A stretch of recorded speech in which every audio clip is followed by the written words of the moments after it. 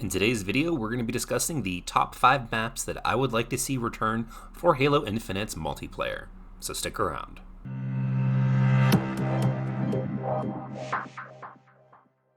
Hello everyone, and thank you for joining me here today. Halo, of course, has an epic list of multiplayer maps. Just in that Master Chief Collection alone, there are over 100 multiplayer maps. Now, of course, everybody has their own favorites, and the following list, in no particular order, are the maps that I would like to see return for Halo Infinite's multiplayer. Now, starting with number 5 is, of course, Zanzibar, Last Resort, and Stonetown. Now, this is 3 different versions of essentially what is the same map. It started off with Halo 2 as a base map, but then, of course, was added in Halo 3 as DLC and launched as a standard map in Halo 2 Anniversary multiplayer. Now, while each version of this map, of course, does have some differences, the general overall tone and level layout is pretty much the same. When it comes to game types that are most popular here, of course, One Flag CTF, Bomb, and Big Team Slayer and 4v4 Slayer also fit well within this map.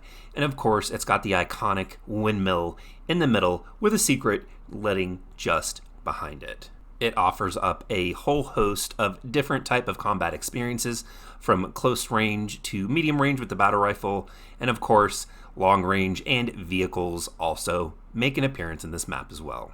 Now, of course, moving on to number 4, one of my most favorited multiplayer maps in any Halo game is Beaver Creek, Battle Creek, or Battle Canyon, being its latest incarnation within Halo Reach. This map lends itself to 1v1s, 2v2s, 3v3s, 4v4s, essentially any small scale combat. No vehicles, but having 2 teleporters at the end of each level in every incarnation make it pretty easy to traverse from one end to the other.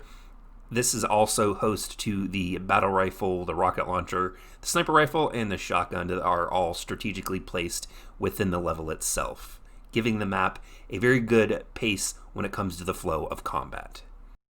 Moving on to number 3, and what I feel might be one of the most recognizable maps of all time in Halo, is of course Midship in Halo 2 and its remake in Halo 3 as DLC known as Heretic. I believe this was one of the first multiplayer maps that was prototyped for Halo 2, and it really shows just how well Bungie's level design when it comes to multiplayer maps works.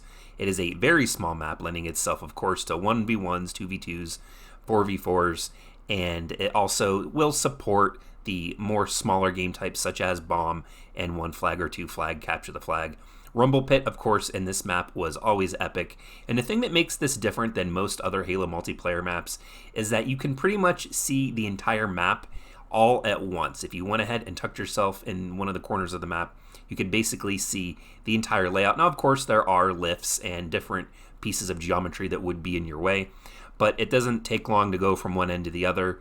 And of course, with the sword placed in the middle and the shotgun just below it, it is one of the best combat flows that I have ever felt in any multiplayer, period. Now, moving on to number 2, we have, again, one of my personal favorite maps in any Halo game, and that is Halo 3's The Pit. Now, it was remade for Halo 4, but it's a standout version of The Pit in Halo 3. It is a very symmetrical map.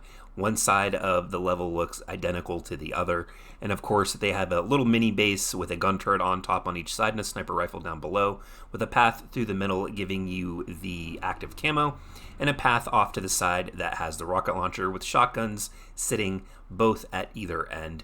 And of course the battle rifles are sprinkled throughout the map, and there's a sword that is also placed on an inside area, giving you the advantage with close quarters combat. Moving on to what I feel is the most recognizable multiplayer map for any fan of the franchise is, of course, Blood Gulch, Coagulation, and in the Halo 2 Anniversary Remake, Bloodline.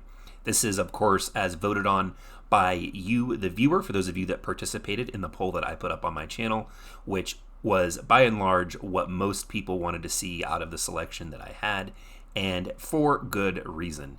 This map was mainly, I feel, made most popular by the Machinima series, Red versus Blue, and of course it was also the default for Halo Combat Evolved. And when it comes to team combat, you can have 4v4, 8v8, you can have 1 bomb, 1 flag, 2 bomb, and the possibilities happening in this map are absolutely endless. With a somewhat symmetrical map, you have a sniper rifle at each base, you have a rocket launcher in the middle, shotguns placed out in the field, and then of course along the left and right paths you have different power-ups from overshields to the active camo. Vehicle combat is also heavily used within this map, and this map, in my honest opinion, when it comes to vehicle combat, certainly has the best layout. But as always, don't forget, in order to be part of the conversation and have your voice heard, hit that subscribe button and let me know in the comment section down below if I've missed one of your favorite maps. If you're new around here, check out some of my previous videos. I upload content weekly. Go ahead and check out the links in the description. I've got my social media and support for the channel if that's something that you're into.